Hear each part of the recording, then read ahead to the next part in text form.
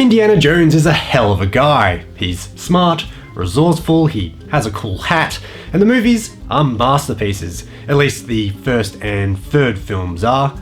You can discuss that further in the comments. This is not a movie channel, because, those get destroyed by Content ID. No, today, we're delving into the world of Indiana Jones games. While there are some stinkers out there, Indiana Jones and the Fate of Atlantis is considered to be the gold standard.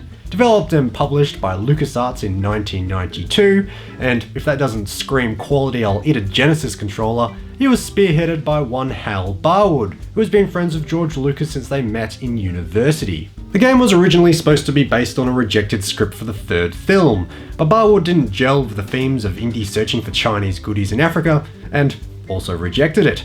I guess it just sucked. Instead, Barwood opted for an original story and headed to the library at Skywalker Ranch for inspiration.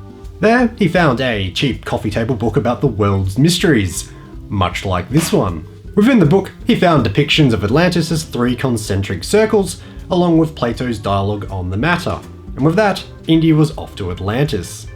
A year after the 1992 release, it was reissued with voice acting and sound effects. That's the version I own, which I somehow found somewhere sealed for $5. And hey, here's a fact. Did you know that games were meant to be played?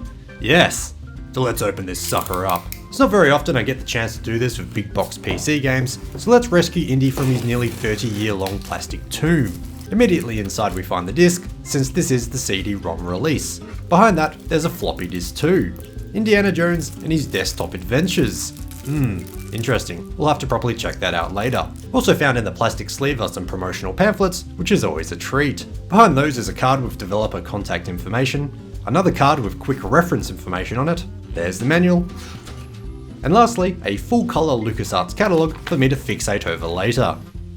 Now, you may have seen a certain video I uploaded a few weeks ago about capturing DOS footage. I'll link it below, but long story short, I found a cheap USB capture device on Amazon that, if paired with my OSSC, finally allowed me to capture all the weird resolutions that DOS programs output. My Elgato struggled with this, so it was a bit of a revelation. In that video, I was excited to finally step into the world of DOS gaming for this channel and intended to start with Indiana Jones. But I jinxed myself. What was I going to say? Oh yeah. So hopefully, bar anything else that goes wrong, which is very possible with retro computing, this should be the next game review. There weren't any further issues with recording footage, but I did run into audio problems, because of course there had to be something. The music played fine and initially nothing seemed wrong, until Indy started to try and speak. Annoyingly, he was mute. There weren't any sound effects either. My first thought was that the PC hardware was too new, dating from the early 2000s, but that was only half the reason. Asking for help on Reddit, I proceeded to go down a very deep rabbit hole. It turns out Fate of Atlantis' audio is sensitive to CPU speeds, and since I'm using a Pentium 4, it needed to be slowed down quite a bit. There are DOS programs that enable this, such as setmul or slowdown, but I could not get them to fix the issue. I spent several nights troubleshooting, but ultimately I was unsuccessful and solemnly gave up. That's when I logged into GOG. You can purchase it there for under $10 and it runs flawlessly in Windows 10 using ScumVM. There's no setup or anything, it just works. It also came with PDFs of the manual, the quick reference guide and the hint book, the latter I did not own. Quite a nice package all in all, with the money presumably going back to the right people. Now I did debate playing it in DOS but without voice acting, since it runs flawlessly otherwise, but it just felt like too much of a cop-out to miss 8,000 lines of dialogue. And I really wanted the aesthetic of playing it on my old computer in the retro room, but it just wasn't to be today if I wanted the entire experience. That really did annoy me, but hey, there's plenty of other potential candidates on this shelf for future videos, with all their own issues I'm sure. Maybe it is finally time to build that 486 base computer. Anyway, let's just pretend I played this on period hardware and crack on with the review. The story of Fate of Atlantis goes a little something like this. Set during 1939, so after the events of the third film and right before World War II, Indy is searching through the archives of Barnet College, trying to find a small statue at the request of a visitor named Mr. Smith. Smith then uses a key to open the statue and recovers a small bead. It's here where he turns sour, however, pulling out a gun and escaping through a window, but not before Indy gets a couple of good punches in. He also leaves his coat with an ID card, revealing Smith to actually be Klaus Kerner, a Nazi. That's no good. Indy hates Nazis. Also in his coat pocket was a copy of an old archaeology magazine that featured Indy and fellow archaeologist Sophia Hapgood.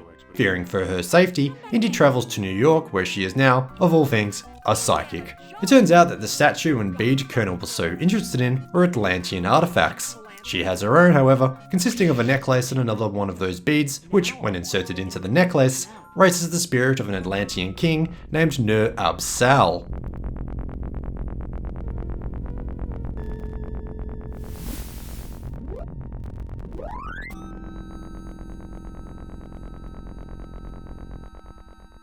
Did you see that? Yeah, creepy. Is your electric bill paid up? As you've probably already guessed, the Nazis want the untold power of Atlantis for war and stuff, so begins another jet-setting adventure around the world as Andy whips and sweep-talks his way to a profitable conclusion.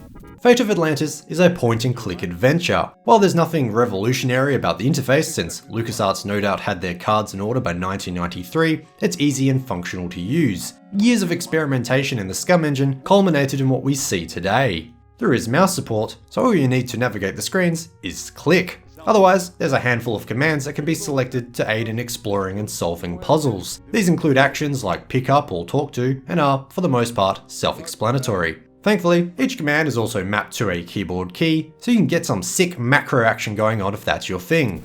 Certainly my thing. To complement the commands, the bottom of the screen is also shared with the inventory. The items you collect throughout the inventory are necessary for the puzzles, so be sure to hoard everything the game lets you pick up. Thankfully, there doesn't seem to be a limit on how much you can hold, although items do get used at a fairly rapid pace. I don't think I was ever holding more than a dozen items. What's a bit unexpected, however, is the fighting system. Indy likes to fight, so I guess that part isn't surprising, but I can't personally think of any other point-and-clickers I've played where you can get your punch on. Best played using the numpad, the actions change depending on if Indy is to the left or right of his foe. If he's on the left, for example, 9 will punch high, 6 will punch in the middle, while 3 will punch low. The 8, 5 and 2 keys block in the same positions, while either the 7, 4 or 1 keys move Indy backwards. If Indy is on the right instead, the controls are the same, but the keys are reversed. Supposedly, pressing the 0 key will suck a punch, but I didn't do this in case I appear on an episode of A Current Affair. The fighting is fairly clunky. It's also easy, some would say boring. The AI isn't that smart, so simply alternating between the high and low punches seem to make short work of most enemies. I don't think I ever used the block function. What's worse is that during the middle of the game, you're given the choice of 3 different gameplay style streams: Wits, Team, and Fists. Guess which genius chose Fists? Wits includes more puzzles than the other streams, while Team pairs you up with Hapgood for more of the game. Without giving too much away, there's a point where the two of you can split, so having her there changes the way the levels play out. Take care of yourself, and don't talk to any strange Nazis. So long, Indy. If you chose Fists, you progress the adventure by fighting everyone. Indiana Jones fighting round the world. I really wish I hadn't chosen Fists. I should have put more thought into my answer when the time came to pick a stream. It sounds like I missed out on a lot of puzzles or otherwise great content. Fighting everyone instead of using your noggin sort of goes against the spirit of point-and-click adventures. From what I've read, the team stream is the best since it includes more banter between Indy and Sophia. I guess a replay is in my near future, but on that note, this shows there is a lot of replayability.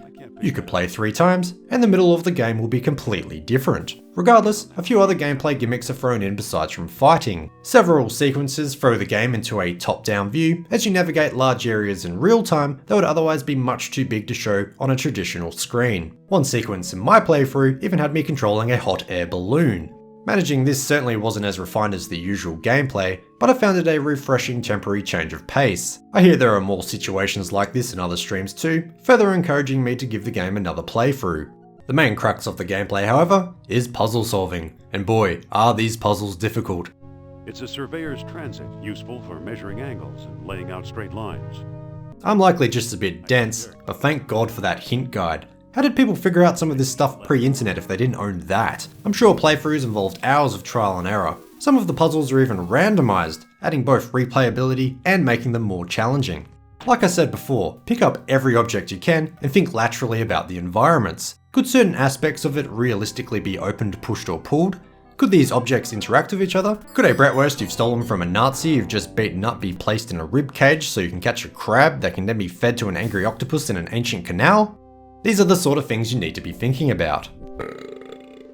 As to be expected when it comes to primetime LucasArts, the presentation and aesthetics are just stunning. Just take, for example, the intro screen of the Azores. A water plane flies in over a picturesque village, the camera pans to then see a vehicle rumbling into position. Ah, perfection. It's apparent a lot of effort went into setting the scene and the international pre-World War II vibes. Everything is so well drawn and brimming with character. I could live in this game. I was also quite fond of the map screen, taking inspiration from the films. There's even a portion of the game early on where you can choose where to go next. Indy does a lot of flying. I hate to see what his 1930s airfares add up to. I guess that part-time professor gig pays well.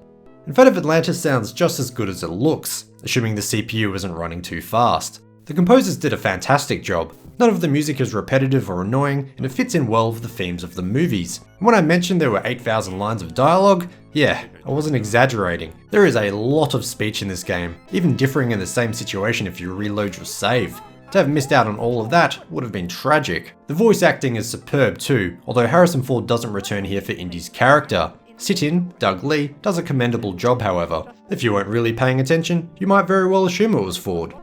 It's a sausage. A few other things to note. Going against the grain of the genre, you can indeed die in Fate of Atlantis. It's not a huge deal, but I guess it is worth noting. Be sure to save. Also, there are quotient points, which is a scoring system. Points are earned by being creative in problem solving, overcoming obstacles, and discovering items. But it's all a bit needless really, they don't seem to impact how the game plays out. You could show off your high score to your mates, I guess?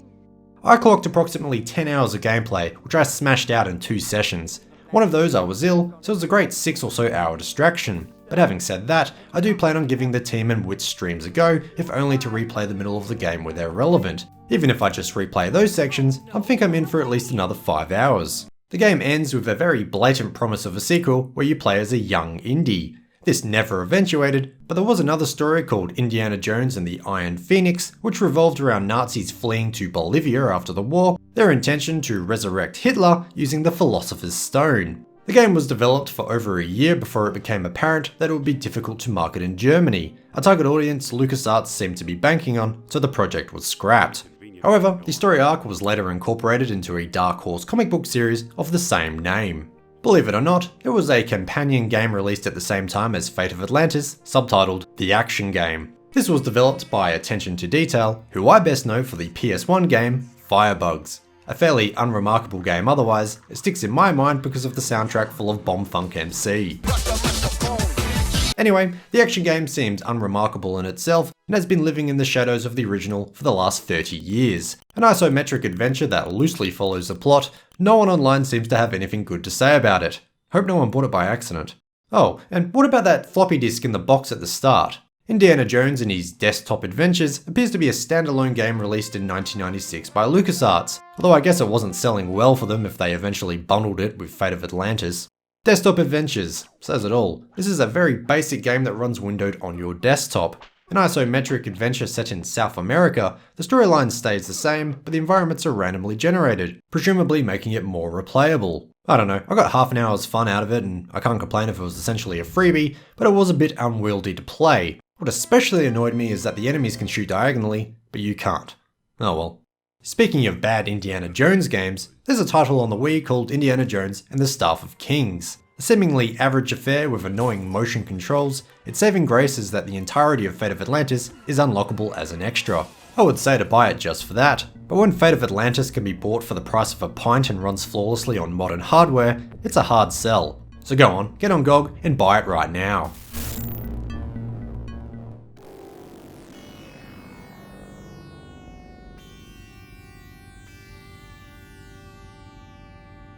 That was close. Too close.